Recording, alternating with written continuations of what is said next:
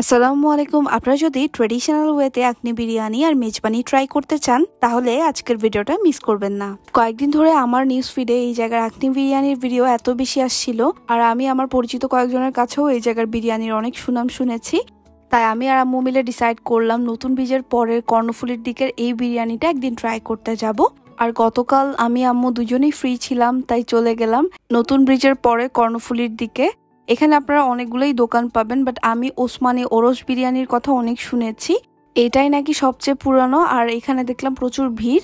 তাই আমরা এখানেই ঢুকে পড়লাম ওরস বিরিয়ানি আর মেজবানি মাংস ট্রাই করতে। গিয়ে দেখলাম একদম ট্রেডিশনাল ওয়েতে মেজবানি ওরস বিরিয়ানি এসব রান্না করা হচ্ছে। একদম গ্রামীণ পরিবেশ, সবাই রান্না বান্না নিয়ে ব্যস্ত। আশা করি আপনাদের দেখে ভালো লাগবে। আমরা যেদিন গিয়েছিলাম সেদিন আসলে ওনাদের মেজবানি হয় না। মেজবানি নাকি সোমবার আর বৃহস্পতিবার পাওয়া যায়, তাও 230 টাকা মাত্র দাম।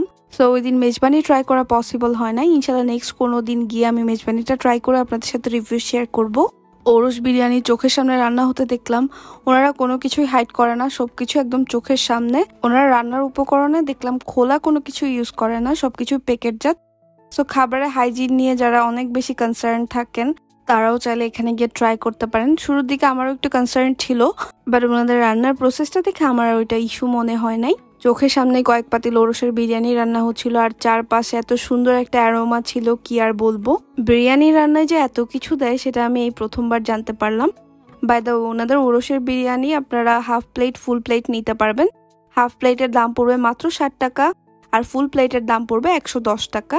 আমার চোখের সামনে এরকম একটা গরম গরম পাতিল নামানো হচ্ছিল ওরস বিরিয়ানির, অ্যান্ড লাকিলি আমাদেরকে এই পাতিল থেকেই সার্ভ করে একেবারেই গরম গরম ধোয়া ওঠা বিরিয়ানি।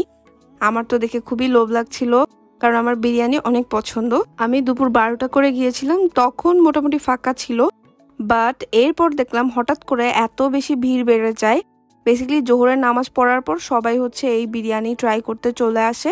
অনেক দূর দূর থেকে মানুষ আসে দেখলাম। আমি 2টা ফুল প্লেট বিরিয়ানি নিয়েছিলাম, আম্মুর জন্য একটা, আমার জন্য একটা, যেহেতু আমরা দুইজনেই ছিলাম। সাথে কিন্তু ওনারা সালাদ প্রোভাইড করে। বিরিয়ানিতে আমার কাছে মাংসের পরিমাণটা একটু কম মনে হয়েছে, আর একটু বেশি হলে ভালো হতো। আদার দ্যান দ্যাট বিরিয়ানিটা ঠিকঠাক ছিল। চালগুলো একদম ঝরঝরে ছিল। আমার কাছে বিরিয়ানির চাল নরম হয়ে গেলে একদম ভালো লাগে না খেতে। আমরা একটা মেজবানি মাংসও নিয়েছিলাম।